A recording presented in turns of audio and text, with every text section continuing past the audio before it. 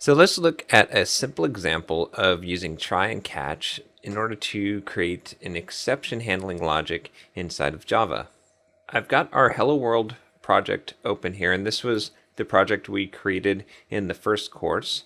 And we had created this printer class and a whole series of classes related to printer here. And what we're going to do here is we're just going to do a very simple example of exception handling. We're actually going to throw an exception, and then we're going to catch that exception. And we're going to see how this could actually be useful. So if you remember, we had a print method here, this print method inside of our printer class, and it could print a number of copies that we had implemented here. Now, one thing that we might want to guard against is if someone were to pass in a negative number for copies, because we can't really print a negative number of copies. It doesn't make much sense.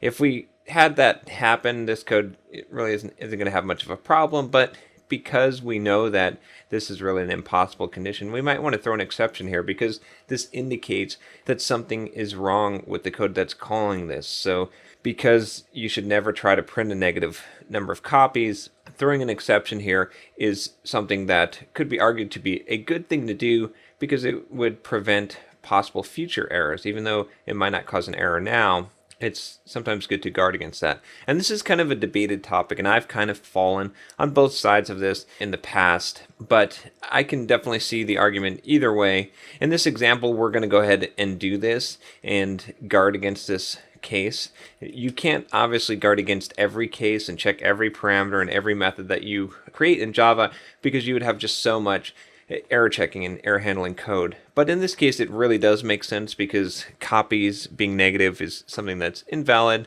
and is certainly something that seems like someone could try to do. So the first thing we're going to do here is we're actually going to throw an exception. We're going to check to see if copies is less than 0.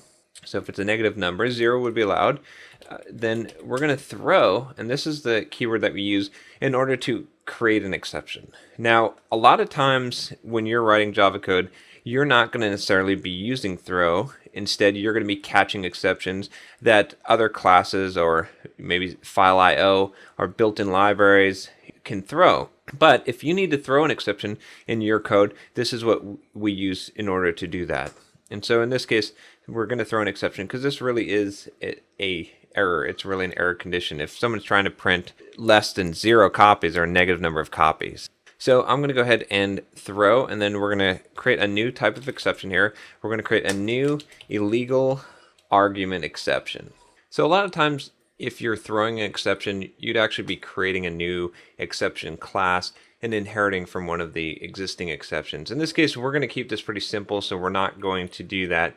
But just so you know, in this case also, when you have an illegal argument, it's perfectly fine to use illegal argument exception because it clearly indicates what the problem is. We can also pass into the exception when we create the exception, usually a string that's a message. And so we could say that can't print less than 0 copies.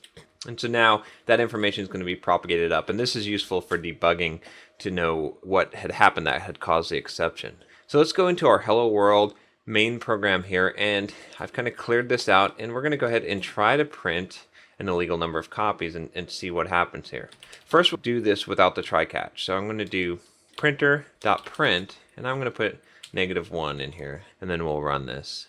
Now you can see it just said exception in thread main, and this really would have aborted our program. It would have caused our program to crash if we had more going on here. You can see it's thrown this illegal argument exception. We can see the message on the exception, and we can see the stack trace of where this blew up. But this is not necessarily something that we want to crash the program, especially if we can handle this situation. So in this case, this is where the try catch comes in. We can basically wrap this call inside of a try block here, just by using this try keyword and then creating a block below it. And then we need to use catch here to catch the specific type of exception that we're wanting to do something with. So let's go ahead and create an illegal argument exception called exception. And you can see that by using the syntax, we're going to be able to catch this kind of exception explicitly. And then once we have this exception, we could just print out the message here, and we can get it from the exception. So we can call exception.getMessage. And what that will do is that will get the message that we had stored and when we threw the exception. So let's go ahead and run this and see what happens now. Now you can see that it's just printing out this message can't print less than 0 copies. It's not actually crashing the program because we've caught the exception. And so this is pretty useful when you want to not necessarily abort the program, but you are expecting that something bad could happen. You're checking for this error condition. Now this can also be used to make our exception basically bubble up above method calls. And what I mean by that is if we were to go into our printer here, you can see that we're just calling print and we're throwing the exception inside here. So it's not really much of a surprise that we could catch the exception here. But if we refactor this code and put this in a method, you can see that it's going to bubble up all the way up to our Hello World Java. So let's take a look here. Let's refactor. Let's do extract method here. And let's create a new method. And we'll call this method check copies. And let's make sure we name this properly for Java, which is a lowercase for methods. That's just the convention for Java methods. And so now we're calling this method called check copies, passing in copies, and you can see this check copies throws this exception. Now what you're going to see happen here is that we are actually going to throw the exception here. It's going to see that there's not a try catch here. We could put a try catch here and catch the exception, but that wouldn't really be a good idea because this isn't the place that we're going to really be able to do something useful.